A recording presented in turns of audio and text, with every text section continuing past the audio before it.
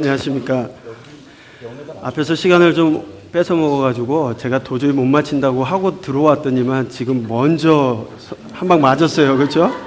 네, 야, 뭐 그래도 뭐 맞춰보겠습니다. 근데 저희가 시간을 잘 맞추지 못하면 가다가 뚝 떨어뜨리고서 여기까지 이럴 수가 있어서 준비한 거는 그래도 끝까지 다 하는 게 맞죠?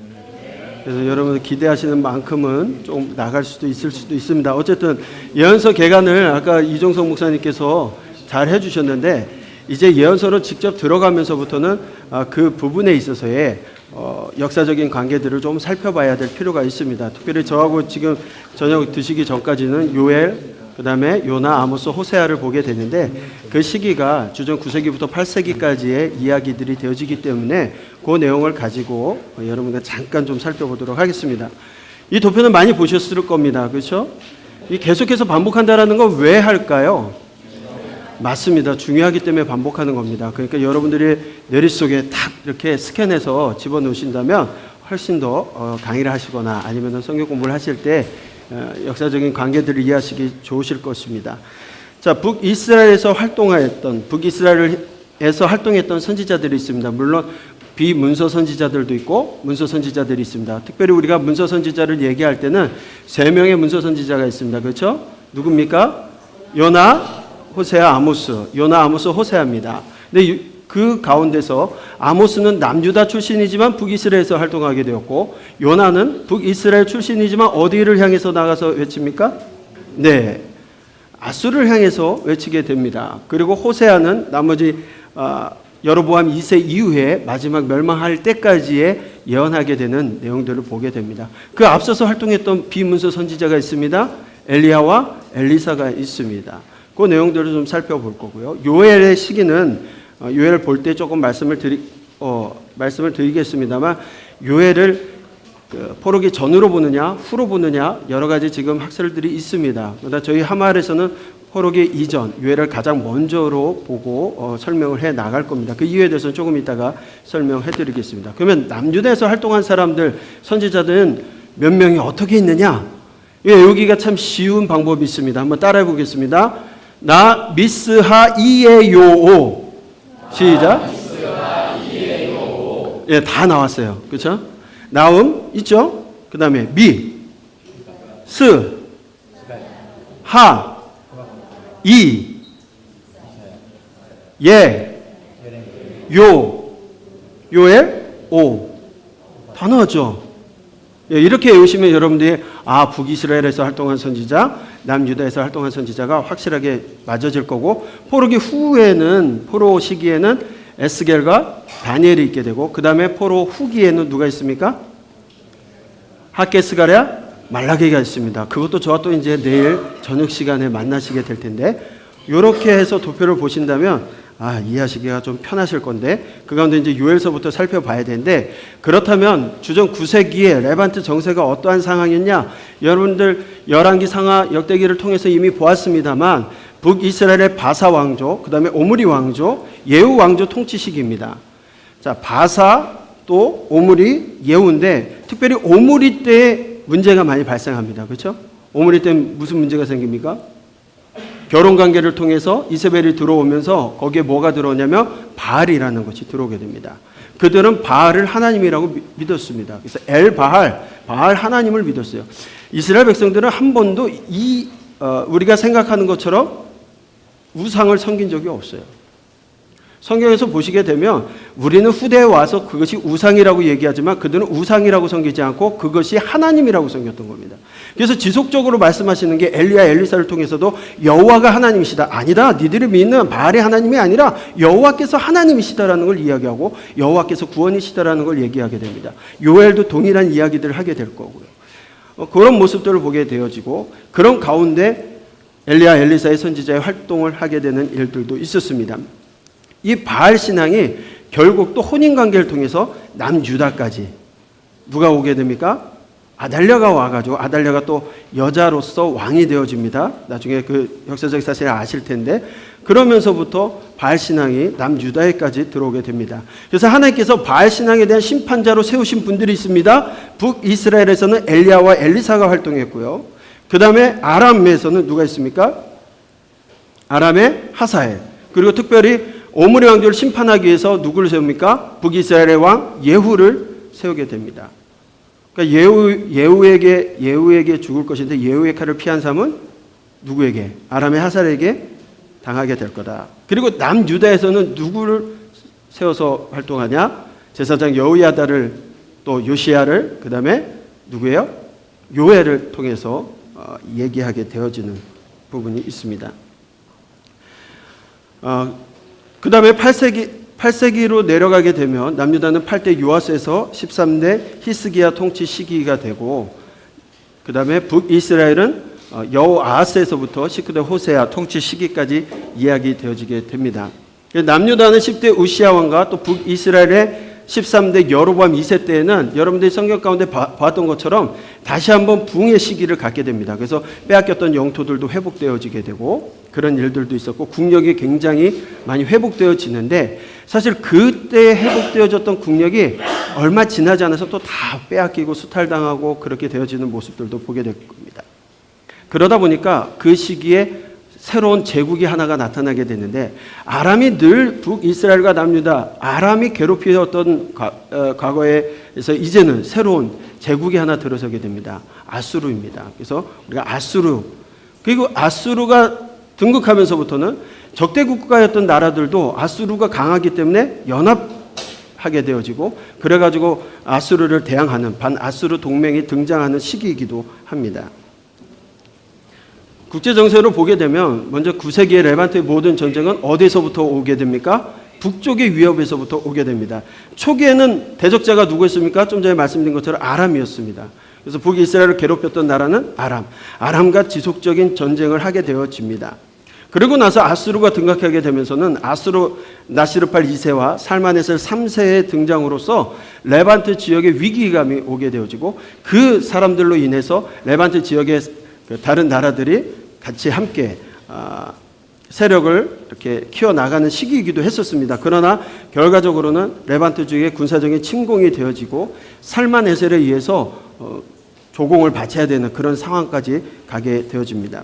그런데 살마네셀 이후에 아수르도 막 계속 성장해가는 것이 아니라 잠깐의 침묵기가 있게 됩니다. 그 기간이 한 80여 년 세월이 지나게 되는데, 디글랏빌레세 3세가 등장하기 전까지는 또 침묵기에 들어가게 됩니다. 그런 가운데, 그 침묵기 가운데 어떤 일이 있게 되냐면 북이스라엘과 남유다 여로보암 2세와 시아가 활동하게 되는 시기입니다. 그러니까 그런 침묵기에 약화되는 시점, 또 아람도 쇠퇴한 시점에서 레반트 지역에 패권의 공백기가 생기게 되고, 그 공백기를 잘 활용해서 다시 빼앗겼던 영토를 회복하는 시기이기도 하게 되는 겁니다. 네.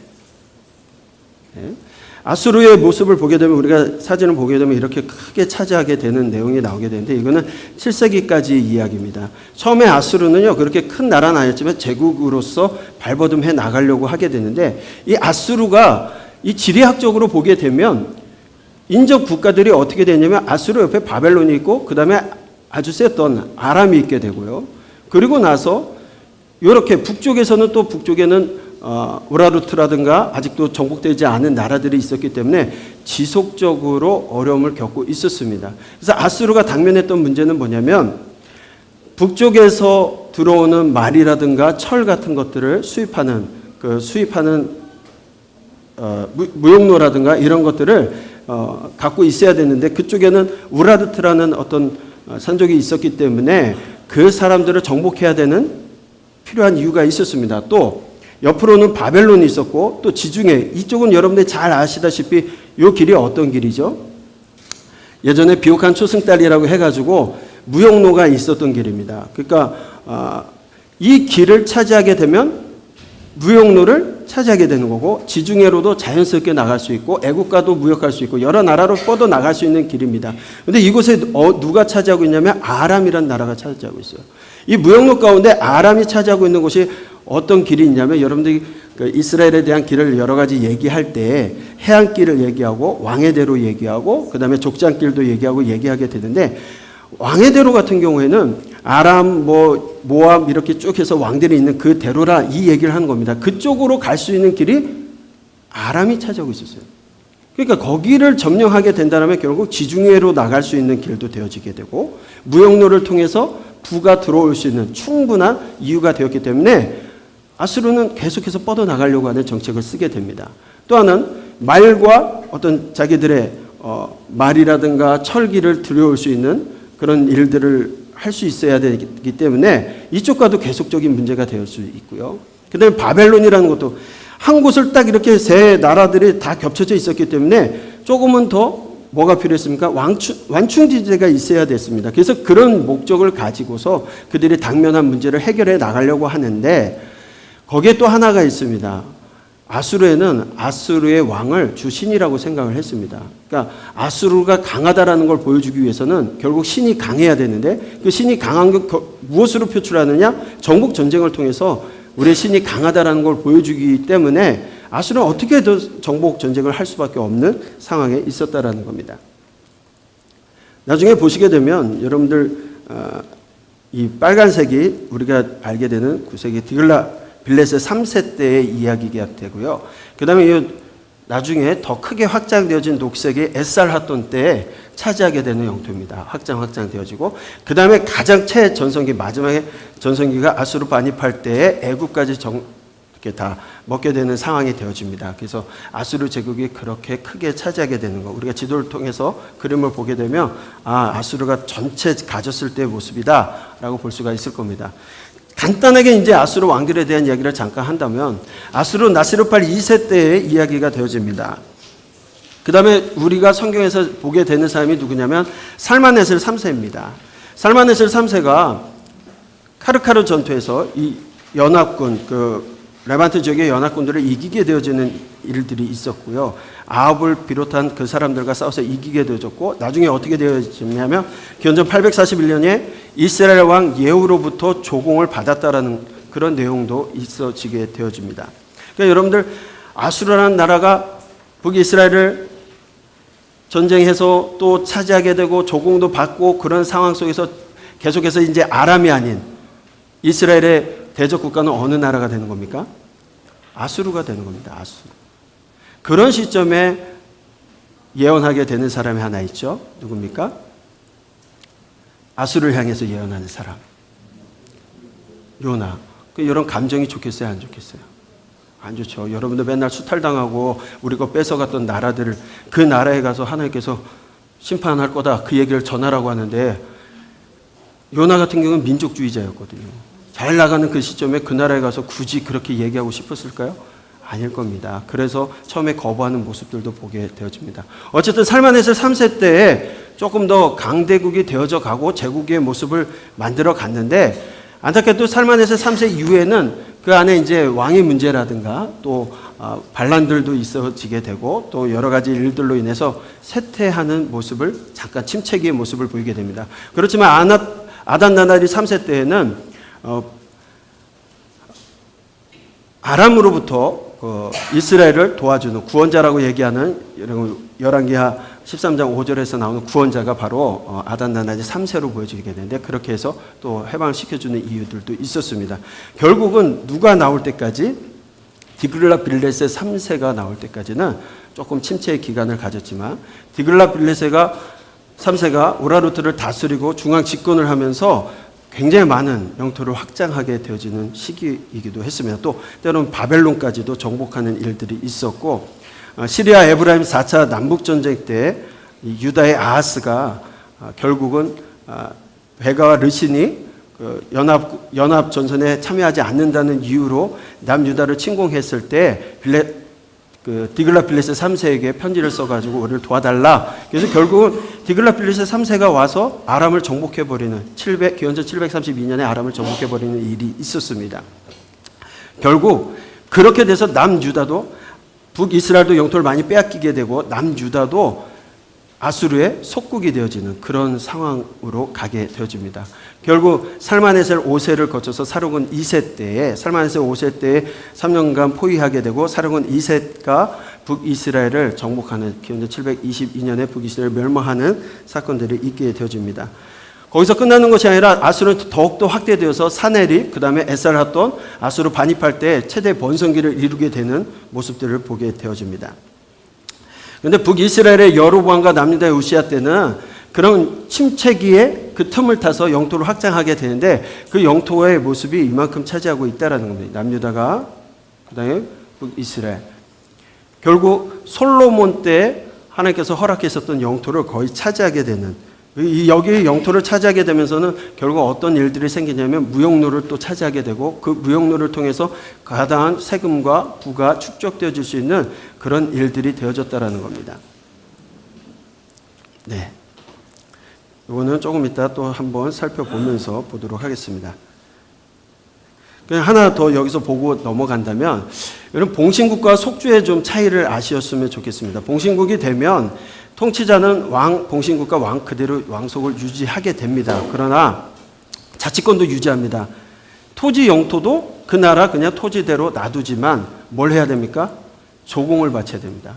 결국 조공이라는 건 충성을 맹세하는 거고, 그게 계속적으로 바쳐지는 동안은 다른 나라들의 침략이 있을 때도 가서 도와주는 역할을 하게 되는 거예요. 지켜주는 역할.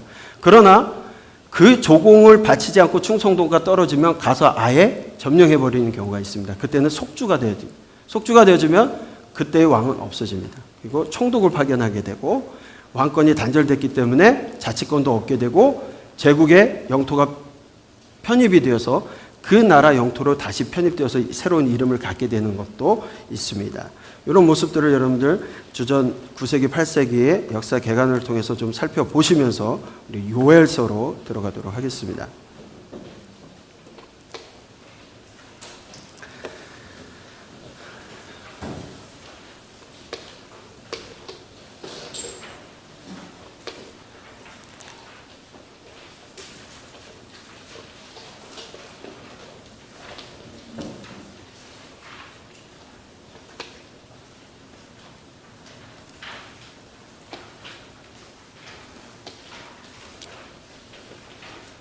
네, 요엘서 보도록 하겠습니다.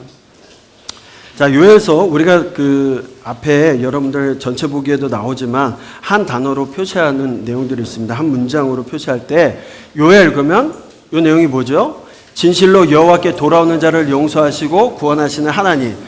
저게 주제의 핵심이라고 저희가 생각하고서 다 한 겁니다. 그렇기 때문에 여러분들이 요엘서를 볼 때는 이런 내용으로 구체화되어지겠구나라는 것을 참고하고 보시면 좋을 것 같습니다. 요엘은 여호와께서는 하나님이시라는 이름입니다. 자, 여호와께서 하나님이시다. 똑같은 이름이 있었습니다. 누구였습니까? 엘리야의 이름도 똑같습니다. 사실 요엘의 경우, 요엘은 그 배경이라든가 이 내용을 좀 살피기가 아까 문제가 있다고 했습니다. 왜냐하면 저희는 이제 요아스 왕의 제2기간으로 보게 되어지는데, 요엘이라는 사람은 부두엘의 아들 요엘이라고 되어져 있습니다. 그리고 성전과 제사에 관한 지식이 있었던 것으로 보아서 많은 사람들이 혹시 제사장 아닐까라고도 얘기하지만 제사장에 대해서 반론하는 부분들이 있습니다. 그래서 오히려 성전과 제사에 관한 지식은 있지만 성전의 한 예언자로 보는 것이 더 많은 지지를 받고 있습니다. 또 요세푸스도 그렇게 주장을 하고 있고 예루살렘 근처에서 거주했던 것으로 보여집니다. 왜냐하면 요엘서에 시온이라든가 예루살렘에 대해서 자주 인용하고 있는 점을 봐서는 그렇게 볼 수가 있습니다. 요엘은 연대 문제가 좀 있습니다. 왜냐하면 그 배경을 알 수 딱 찍어서 어느 왕 때 활동했다 이런 내용이 없기 때문에 요엘서의 말씀을 통해서 그 시대를 유추해 볼 수밖에 없게 됩니다. 그래서 많은 학자들이 추정하기로는 포로 후기일 거다. 아니다, 포로 전기일 것이다. 여러 이야기들이 있습니다. 그러나 생각해보면 포로 전기, 그것도 요아스 때와 또 포로 후기는 엄청난 시간의 차이가 있게 되어집니다. 각자의 주장들이 있을 겁니다. 먼저 포로 후기서를 얘기하는 사람들은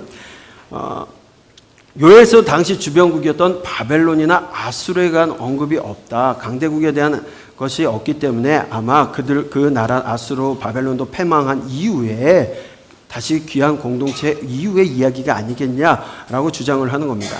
또 3장 1절로 3절에서 보면 남유다와 예루살렘 가운데서 사로잡힌 자라는 이야기를 하게 되는데 이것을 예루살렘의 멸망으로 보는 겁니다. 그러다 보니까 왕이 언급되지 않고 있습니다. 오히려 왕이 언급되지 않고 제사장이라든가 그런 것들이 언급되고 있기 때문에 이런 면에서 본다면 포로기 후기에 돌아와서 왕이 실제적인 페르시아의 속국으로 되어져 있기 때문에 왕은 없지 않냐 이렇게 보는 겁니다. 그래서 에스라 느헤미야 시대와 같이 제사장들과 실제적인 지도력을 제사장들이 하고 있을 때로 보고 얘기하게 됩니다. 제사장이 매일 드리는 희생 제사에 대해서는 언급이 있지만 왕이 없다라는 것. 네, 그래서 왕이 없던 시대를 반영한다 이렇게 보고 있습니다. 3장 4절을 보면 두로와 시돈과 블레셋에 대한 이야기가 딱 나오는데 마치 그냥 순서적으로 나온 걸 수도 있겠지만 마치 이 세 두로, 시돈, 블레셋이 통상 조약을 맺은 것처럼 보여지게 되는 겁니다. 근데 실제 역사 가운데 기원전 343년경에 이 세 곳이 통상 조약을 맺게 됩니다. 그러니까 아예 더 뒤늦게 4세기까지 보게 되어지는 이야기를 볼 수가 있습니다. 또 3장 6절을 보게 되면 헬라 족속에 대해서 언급을 하고 있습니다. 이 예언이 알렉산더의 정복 전쟁이 일어나기 전에 있었던 일이 아니냐라고 추측을 해서 그렇게 본다면 아주 포로 후기가 아니겠냐, 또 오바댜의 말씀과 유사한 점들을 들어서 아마 그것을 보고 참고하지 않았냐라는 주장들을 하게 됩니다. 그러나 저희는 포로 전기로 보게 되고요. 그 메시지에 대해서 여러분들이 좀 보신다라면 충분히 그럴 가능성이 더 높다라는 것을 보게 되어집니다. 왜냐하면 요아스 시대에도 왕이 없다. 왕이 없었음, 요아스라는 왕이 세워졌지만 7살에 요아스가 세워졌기 때문에 그 어린 나이에 올라갔던 통치, 여러분 어떻게 되겠어요? 다 누가 했습니까? 고모부였던 여호야다 제사장이 하게 되는데 대제사장 여호야다에 의해서 사실상 통치가 되었기 때문에 제사장의 지도력이 더욱더 인정되던 시기이기 때문에 그 배경이 거기에 맞다라고 보는 겁니다. 또 가장 중요한 게 2장 27절에 여호와가 하나님 되심을 선포하게 되는 내용이 나오는데 여호와가 하나님 되신다라는 것은 바벨론 포로 이전의 메시지입니다. 70년의 바벨론 포로 이후에는 여호와가 하나님이신 것을 인정하고 있다라는 거죠. 바알이 하나님이고 그런 것들이 사라진 이유이기 때문에 여호와가 하나님 되심에 대해서 선포한다라는 것은 포로 전기의 모습이다라고 보고 있는 겁니다. 또 3장 6절에 헬라 족속에게 팔아서 그들의 영토에서 멀리 떠나게 하였다라는 것은 헬라 족속이 멀리 있다라는 겁니다. 결과적으로는 알렉산더의 정복 전쟁으로 본다라면 헬라 족속은 정복 후에 가까이 있게 되거든요. 멀리 있는 것이 아니라. 그러니까 멀리 있는 것처럼 보인다는 것은 이후의 것을 예언하는 것으로 보인다. 많은 사람들이 헬라 족속이 나왔으니까 이거는 그 당시를 경험했던 사람들이 이야기다라고 얘기하는데 그건 왜 그러냐면 이스라엘 사람들의 역사 가운데 보게 되면 예언을 할 때 예언이라는 건 인정하지 않을 때가 많습니다. 그래서 예언이라는 걸 무시하고 이건 경험한 사람들만이 보고 쓴 거다 이렇게 보는 견해가 있기 때문에 포로 후기를 더 주장하는 모습들도 있다라는 겁니다. 이렇게 본다라면 오히려 저희가 이야기하고 있는 심판과 회복에 대한 메시지 또 그 얘기도 결국 아수르나 바벨론 거기에만 있는 것이 아니라 하나님께서 계속해서 다른 주변 국가를 통해서 심판하실 때가 있기 때문에 그것도 그 시기와 꼭 뒤로 가야 된다라는 시기는 아닐 겁니다. 그래서 하나님께서 이스라엘 땅에 기근을 찾아주시고 또 아람에 의해서도 유다 침공받는 일들도 있었기 때문에 그런 것들도 여러분 한번 생각해 볼 필요가 있고 이런 여러 이유들을 통해서 저희는 요엘서의 기록 연대를 요아스 왕 초기 시대로 보고 있습니다. 자, 그때의 배경을 여러분들 잘 아실 겁니다. 아합의 딸인 아달랴 왕이 6년간 통치를 하게 됩니다. 예후에 의해서 다 죽게 되어지고 나니까 아달랴가 자기 손자들까지 다 죽여버려요. 그런데 그때 여호야다가 누구를 숨깁니까? 요아스를 숨겨가지고 잘 키우고 고모부대거든요. 잘 키우게 되어지고 그런 상황 속에서 6년간의 그 통치 상황을 보다가 쿠데타를 일으키게 되고 혁명을 일으키게 되는 겁니다. 그러고 나서 요아스 왕이 재위하게 되고 열왕기하 11장 12장의 이야기들을 통해서 우리가 볼 수가 있습니다. 특별히 이 시기가 어떤 시기냐면 메뚜기 재앙으로 기근과 고통 심화되는 상태를 경험했던 모습을 보게 됩니다. 그래서 아까도 잠깐 설명해 드렸던 것처럼 오므리 왕조를 심판하기 위해서 북이스라엘에서는 비문서 선지자 엘리야 엘리사가 활동하게 되고 왕으로서는 10대 예후를 사용하셨고 그 다음에 남유다에서는 왕 요아스와 제사장 여호야다 그 다음에 선지자 요엘에 통해서 이야기하게 되고 아람 왕 하사엘을 통해서 하나님께서 심판하셨다 이렇게 보여집니다.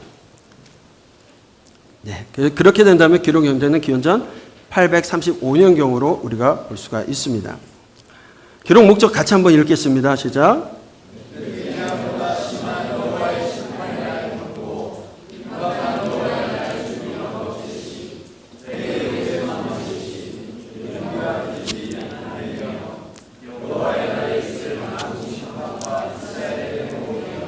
네, 이런 목적으로서 하나님께서 요엘을 통하여서 말씀하고 있다라는 겁니다.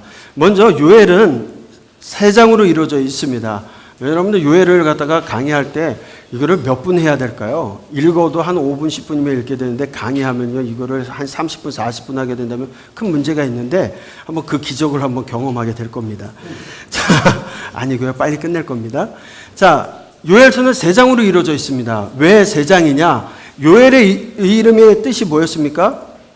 여호와가 하나님이시다. 여호와 몇 자죠? 네, 하나님 몇 자죠? 세 자. 그래서 3장으로 되어져 있습니다.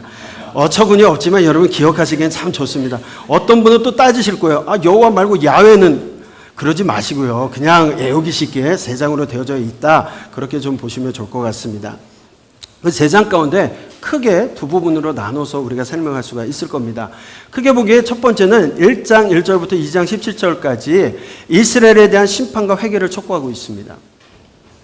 그리고 뒷부분은 이스라엘의 구원에 대해서 얘기하고 있는데 이걸 또 작게 따져서 보면 그 이스라엘에 대한 심판과 회개 가운데서도 두 개의 모습을 보게 됩니다. 요엘 당시 메뚜기 재앙을 통해서 회개를 촉구하고 있는 내용과 여호와의 날에 임할 메뚜기 재앙과 같은 심판이 있을 거니까 회개를 촉구하는 내용으로 두 가지로 나눠서 볼 수가 있습니다.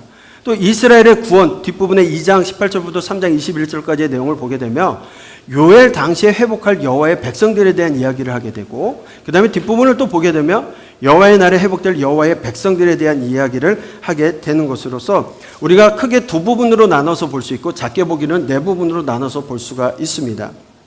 먼저 요엘 당시에 메뚜기 재앙과 회개 촉구에 대해서 보도록 하겠습니다. 황폐케 하는 메뚜기 떼의 침입이 있었고 그 이유로 인해서 회개를 촉구하는 모습을 보게 됩니다. 이미 지나갔던 심판에 대한 이야기입니다. 같이 읽겠습니다. 팥중이가 남긴 것을 메뚜기가 먹고 메뚜기가 남긴 것을 느치가 먹고 느치가 남긴 것을 황충이 먹었도다. 이 얘기를 보니까 이미 지나간 심판입니다. 이런 심판이 있었다라는 겁니다. 메뚜기 때 메뚜기과의 곤충들이 농작물들 다 먹어치우는 일들이 있었다라는 겁니다. 저희 나라에서도 몇 해 전에 그런 일들이 실제 있었습니다. 전남 해남에서 그런 일이 있었습니다. 우리가 메뚜기라고 얘기하지만 더 정확하게는 황충이었던 걸로 보여집니다. 그것들이 와가지고요 20헥타르 이상의 농경지를 초토화시킨 일이 있었습니다. 6만 500평 정도 되는 이야기예요. 아마 2년 정도 된 이야기인데 전 세계에서 메뚜기 피해를 보고 있는 것도요 굉장히 많습니다. 대표적인 나라가 어디겠습니까? 예, 아프리카입니다. 아프리카. 그런데 그 내용을 좀 보도록 할게요. 아프리카 국가에서는 늘 이런 큰 위협이 있었습니다. 대략 한번 날라오면 100억 마리 이상의 멧돼지가 한때를 이룬다고 합니다. 근데 이거를 어떻게 100억 마리인지 아냐, 세봤냐, 그럴 수는 없어요. 그냥 대강 보니까 그 정도 되겠다, 이렇게 얘기하는 거죠. 근데 보통 1년 이상 자랍니다. 그리고 4,800km 정도를 날린다고 하니까 메뚜기 떼가 한번 휩쓸고 가면 남는 게 없죠. 남는 게 없는 그런 상황이 되어지는 겁니다.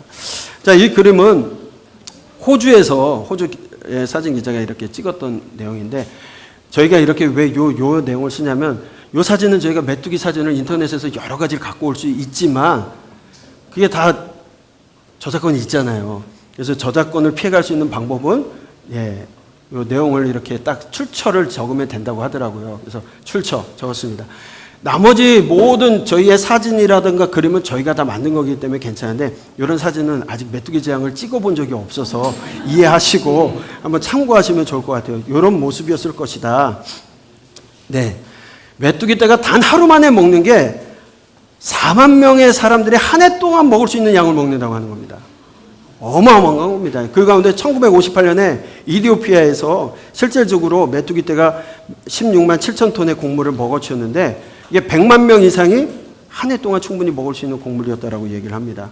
어마어마합니다. 그러면 이 메뚜기에 대해서 어떻게 그냥 실질적으로 메뚜기가 왔다 이렇게 보는 견해도 있지만 문자적인 해석으로 이거 실제 있었던 일이다. 이 상황에서는 뭐가 문제가 되냐면 모든 걸 먹은 게 문제가 아니라 백성들이 먹는 것을 다 이렇게 태워버렸을 때 뭐 할 수 없어요? 가난한 백성들이 하나님 앞에 드릴 수 있는 소재나 전제가 끊어지게 되는 겁니다. 하나님 앞에 제사 드리러 나갈 수 있는 길이 막혀버리는 거예요. 이게 가장 큰 심각한 일인 겁니다. 그런 일들이 있었다라는 겁니다. 그리고 2장 20절의 북평 군대도 그렇기 때문에 비유가 아니라 실질적으로 이런 모습으로 나타나게 될 거다 해석하는 사람이 있고요. 비유적으로 상징적으로 해석하는 모습도 있습니다. 이거는 실제 메뚜기가 온 게 아니라 메뚜기 떼와 같은 군대가 온 거다. 그래서 2장 20절의 북평 군대도 그런 모습이지 않겠냐 이런 모습으로 봅니다. 또 어떤 분들은 이렇게 비유적 상징적 해석을 하면서 이 4단계 메뚜기를 보니까 이 이스라엘을 괴롭혔던 4개 강대국 아수르, 바벨론, 헬라, 로마를 상징하는 거 아니냐 이렇게 얘기하는 분들도 있습니다. 또 다른 분은 묵시적인 해석을 합니다. 그래서 1, 2장의 메뚜기 공격은 후손들에게 닥칠 종말론적인 묵시적 언급이어서 그날에 나타나는 게 우리가 알 수 없는 영적인 존재, 뭐 천사라든가 아니면 하나님의 사탄적 군대라든가 요한계시록에서도 나오는 그런 모습으로서 얘기하는 거다라고 주장하는 것도 있습니다. 기타 4종류의 메뚜기 성장 단계로 얘기하는 사람들이 있습니다. 그래서 팥중이와 메뚜기와 느치와 황충이 이렇게 어려서부터 성장 단계로 가는 거 아니냐라고 얘기하지만 1장 4절과 2장 5절에 보면은 그걸 반론할 수 있는 게 순서가 틀려버립니다. 그럼 그 얘기가 될 수 없다라는 거죠. 그러다 보니까 이걸 어떻게 보면 좋겠냐. 그래서 메뚜기의 특성으로 한번 따져본다면 팥중이는 자르다, 가잠이라는 단어에서 나왔고 메뚜기는 아리빼라고 해서 많은 때, 그 다음에 느치는 얄레크라고 해서 급히 갉아먹는 모습, 황청은 끝장내는 하실이라는 단어를 씁니다. 결국 이 4개의 단계를 통해서 얘기할 수 있는 거는 생각해 보세요. 자르고 많은 때들이 와서 갉아먹었는데 끝장을 내버렸어요. 어마어마한 심판이란 얘기죠. 그러니까 그 가능성, 메뚜기 재앙으로 일어날 수 있는 모든 가능성을 얘기하면서 심판의 철저함을 보여주는 수사학적인 표현이다 이렇게 얘기합니다. 근데 여러분들 잘 아는 것처럼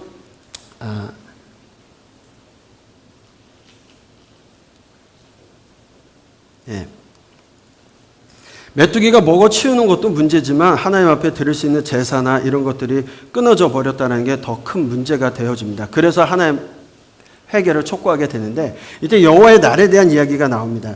여러분 여호와의 날 저희 동네가 인천인데 저희 지역에 지금 대공사를 하고 있습니다. 그래서 아파트층이 크게 들어온다고 해가지고 완전히 다 초토화시켜 놨어요. 근데 한날은 이제 모델하우스가 딱 세워져서 구경을 한번 갔다 왔어요. 아, 이렇게 되는구나.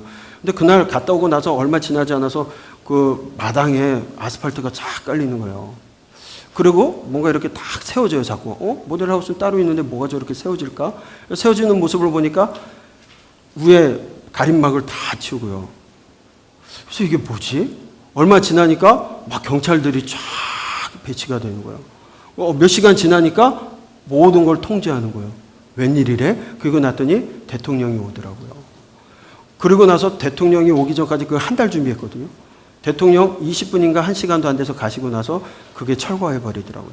자, 제가 무슨 얘기를 하냐면 여호와의 날이라는 게 그런 거였어요. 여호와의 날은 고대 중동 지역에서는 왕이 어떤 성에 방문하려면 신하들을 먼저 보냅니다. 먼저 보내가지고 왕의 안전과 길도 또 편의를 준비하게 되는 거예요. 그리고 나서 다 하고 나서는 산의 진미를 차리고서 잔치를 배설하게 되는데 왕의 입성을 기쁘게 받아들일 수 있는 모든 준비를 하고 나면 왕이 거기에 도착해가는 상을 베푸는 거예요. 미리 준비한 사람들이라든가 그런 사람들에게. 이 날을 그 왕의 날이라고 이스라엘 백성들은 해석하고 있었고 그러다 보니까 그 사람들은 여호와의 날 그러면 자기들이 상 받고 즐거운 날로 생각하고 있었다라는 건데 근데 처음으로 요엘에서 여호와의 날은 심판의 날로 이야기하고 있습니다. 그래서 멸망의 날, 어둡고 깜깜한 날, 심히 두려운 날 이 이야기를 통해서 경고와 해결을 촉구하고 있는 겁니다. 결국 남유다의 심판을 넘어서 온 세상의 심판과 연결되어져 있다라는 겁니다. 자, 그런데 여러분 보십시오. 만약에 메뚜기 떼가 와가지고 모든 걸 먹어치웠다 그러면 여러분들 어떻게 하셔야 되겠어요? 모든 걸 먹어치워서 전제와 소재 드릴 것도 없어졌다. 그러면 많은 사람들이 모여가지고 무슨 얘기 하겠습니까? 대책을 내놓지 않겠습니까? 야, 메뚜기가 왔으니까 이렇게 없으니까 우리가 곡물을 어디서 수입을 해야 되냐 뭐 여러 가지 이야기들 할 텐데 요엘 선지자는 그거 하는 것이 아니라 뭐 하라고 얘기합니까? 회개하라는 겁니다. 회개하라고. 왜? 왜 회개하라고 할까요? 너희는 금식일을 정하고 성회를 소집하여 장로들과 이 땅의 모든 주민들을 너희 하나님 여호와의 성전으로 모으고 여호와께 부르짖으라고 선언하고 있습니다. 왜 그럴까요? 이 메뚜기 재앙을 요엘 선지자는 그냥 이 세상에서 살다 보면 생기는 그런 일들로 본 것이 아니라 하나님의 심판의 모습으로 본 겁니다. 왜냐하면 신명기 28장 38절에 분명히 나와 있습니다. 네가 많은 종자를 뿌릴지라도 메뚜기가 먹음으로 거둘 것이 적을 것이며 어떤 사람들에게 주냐? 신명기 28장은 뭡니까? 축복과 저주에 대한 얘기입니다. 저주에 대한 이야기할 때 하나님의 계명을 지켜 행하지 않을 때 이런 일들이 일어나게 됐는데 그 가운데 하나가 뭡니까? 메뚜기 떼를 통하여서 심판하신다라는 겁니다. 그렇기 때문에 이스라엘 백성들이 불순종으로 이런 재앙이 왔기 때문에 회개해야 된다는 것을 이야기하고 있습니다. 그런 날이 왜 그렇게 시급하냐? 메뚜기 재앙은 지나갔지만 또 다른 재앙이 온다라는 겁니다. 그 재앙이 뭡니까? 여호와의 날에 대한 재앙입니다. 2장의 내용을 보게 되면 여호와의 날에 임할 심판의 모습과 회개를 촉구하고 있습니다. 여러분, 여호와의 날에 등장하는 군대의 모습을 보면요 5가지 특징이 있습니다. 첫 번째는 군대가 가는 길에 불꽃으로 태우는 초목을 삼키고 땅이 황폐케 만들고요. 두 번째는 그 모양은 말 같고 달리는 것 같은 기병 같다라고 얘기했고, 또 그로 인해서 군대 앞에서 모든 백성들이 공포에 사로잡히게 되고, 군대는 각기 다른 길로 가는 것 같지만 이탈하지 않고, 군대 앞에 땅이 진동하여 하늘이 떨며 해와 달이 캄캄하여 별들이 빛을 거두는 그런 모습들을 보이게 된다는 겁니다. 또한 이거를 해석하는 사람들 가운데는 이거는 여호와의 날에 있을 메뚜기 심판이다 라고 얘기하고 있습니다. 왜? 심판의 모습이 메뚜기 심판과 동일하기 때문에 그렇습니다. 그러나 인간 군대와 비교해서 이 군대는 인간 군대와 다르게 묘사되기 때문에 그럴 것이다 라고 해석하는 사람도 있고요. 메뚜기 떼와 같은 인간 군대이다 라고 얘기하는 사람도 있습니다. 또 요한계시록 9장 심판과 동일한 묵시적 피조물이야. 아까도 말씀드린 것처럼 그런 심판일 것이다 이야기하는 사람도 있습니다. 자, 그래서 요엘은 회개를 촉구합니다. 우리 같이 한번 읽겠습니다. 시작.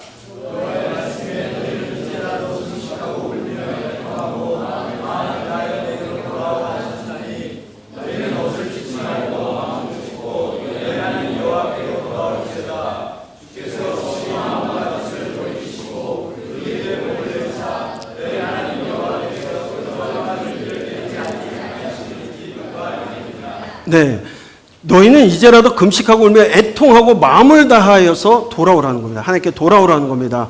옷을 찢지 말고, 그들은 뭔가 어려움이 있거나 하나님께 부족한 일이 있으면 옷을 찢었는데 그것이 아니라 너희 여호와께 돌아오고 마음을 찢고 여호와께 돌아오라는 겁니다. 그러면 지금 모든 심판으로 인해서 없어진 것, 전제와 소재까지 드릴 수 없었던 것들도 하나님께서 회복해 주시지 않겠느냐라고 말하고 있습니다. 하나님께서 그렇게 되었을 때, 회개할 때 하나님께서 여호와 백성들을 회복시키신다는 겁니다. 자, 그때 여호와께서 자기의 땅을 극진히 사랑하시어 그의 백성을 불쌍히 여기실 거라.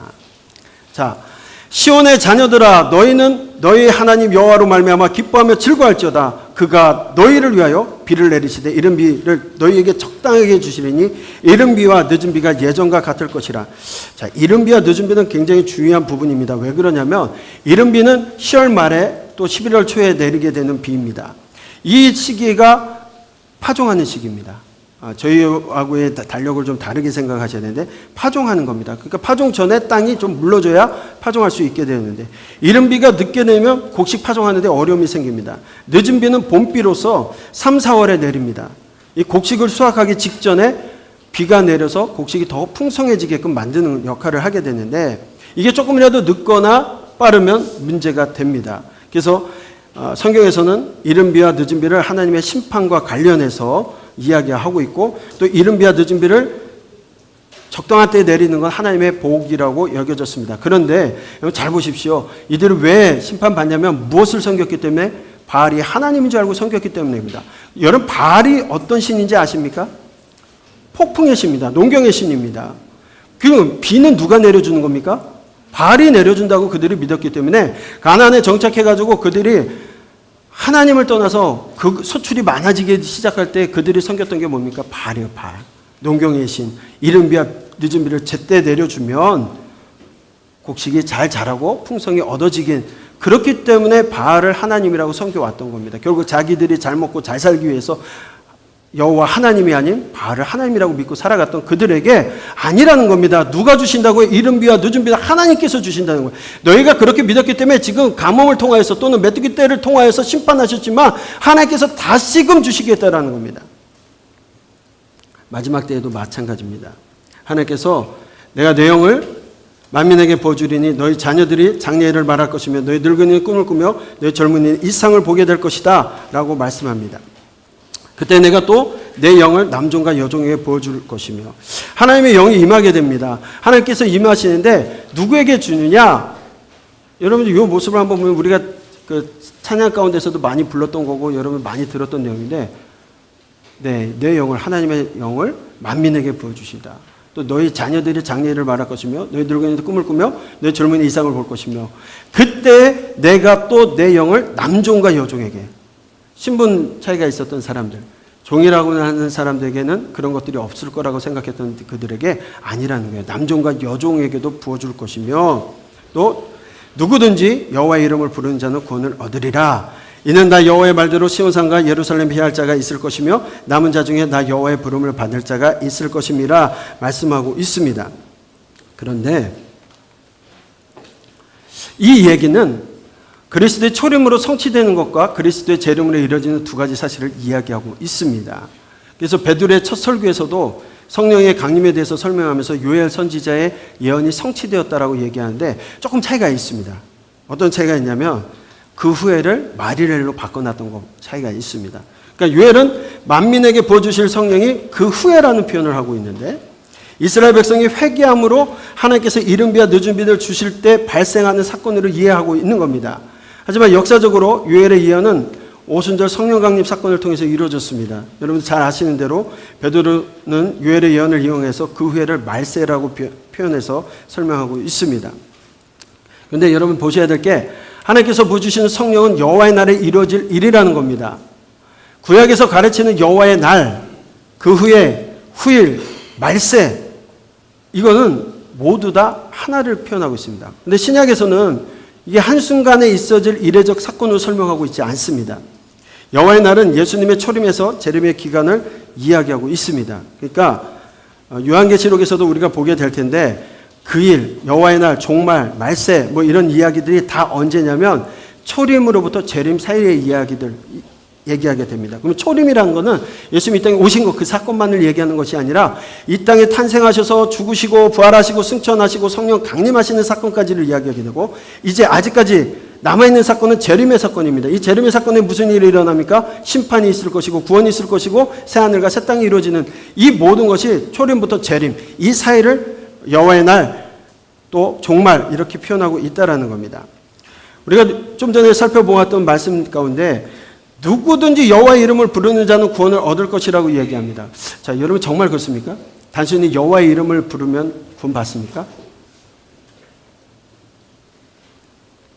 여기서 얘기하고 있는 것은 부른다라는 것은 그냥 여호와여 여호와여 하는 것이 아니라 여호와의 이름을 부른다는 의미는 여호와를 찾는다라는 의미입니다. 여호와를 찾는 겁니다. 그래서 요엘은 여호와의 말씀에 너희는 이제라도 금식하고 울며 애통하고 마음을 다하여 내게로 돌아오라고 했습니다. 돌아오는 자를 찾으신 그 하나님께로 돌아오라고 말씀합니다. 참된 마음으로 회개하고 돌이키는 것, 여호와를 찾는 겁니다. 바알이 하나님이 아니라 여호와께서 하나님을 인정하고 하나님께 돌아오라고 이야기하고 있습니다. 그러게 요엘은 너희는 옷을 찢지 말고 무엇을 찢으라고요? 마음을 찢고 너희 하나님 여호와께로 돌아오라고 말씀합니다. 그렇기 때문에 여호와 이름만 부르면 구원을 얻는 것이 아니라 참된 마음으로 회개하고 또 믿음으로 여호와를 찾아야 한다는 겁니다. 그럴 때 그 사람을 하나님 구원하신다. 이 사건이 또 성취되는 시기가 있었어요. 언제 성취되죠? 아수르에서 요나가 심판을 선언할 때 그들이 옷을 찢는 것이 아니라 마음을 찢고 하나님 앞에 돌이켰다는 거예요. 그럴 때 그들에게 하나님의 구원을 주셨죠. 심판하지 않으셨다는 뜻을 거두셨다는 이것도 여러분들이 함께 참고해서 보시면 좋겠습니다. 이를 통해서 하나님이 원하시는 것이 있습니다. 같이 읽겠습니다.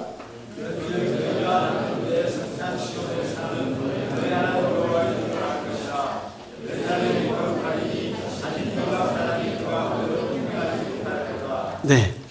하나님께서 이스라엘의 심판과 회개를 촉구하시고 이스라엘 구원을 통해서 얘기하시고자 하는 것이 무엇이냐? 너희 하나님 여호와인 줄 알 것이라는 겁니다. 나 여호와가 너희 하나님이다. 요엘의 이름의 뜻대로 여호와가 하나님이시라는 것을 이스라엘 백성들에게 이야기하고 있습니다. 그동안 그들이 무엇을 의지하고 살았습니까? 바알을 하나님이라고 의지하고 살았습니다. 바알 때문에 잘 산다라고 생각했고 바알이 하나님이라고 생각했지만 바알이 하나님이 아니라는 겁니다. 하나님께서는 다른 신을 만들어 놓지 않았습니다. 그들이 그것을 신이라고 섬겼을 뿐입니다. 너희가 바알을 의지하여 지은 농사를 내가 다 없애버리겠다 하시면서 메뚜기떼로 그 모든 것을 없애버리셨습니다. 그리고 그들이 바알을 버리고 하나님께로 돌아오기만 한다면, 그들이 전심으로 회개만 한다면 하나님께서 다시 이른 비와 늦은 비를 통해서 땅에 소산을 주시겠다라고 약속합니다. 요엘을 통해서 하나님께서 말씀하시는 것 무엇이냐? 같이 읽겠습니다. 진실로 여호와께로 돌아오는 자는 용서하시고 구원하시는 하나님, 그 하나님이 여호와 하나님이심을 말씀하고 있습니다. 요나 보도록 하겠습니다.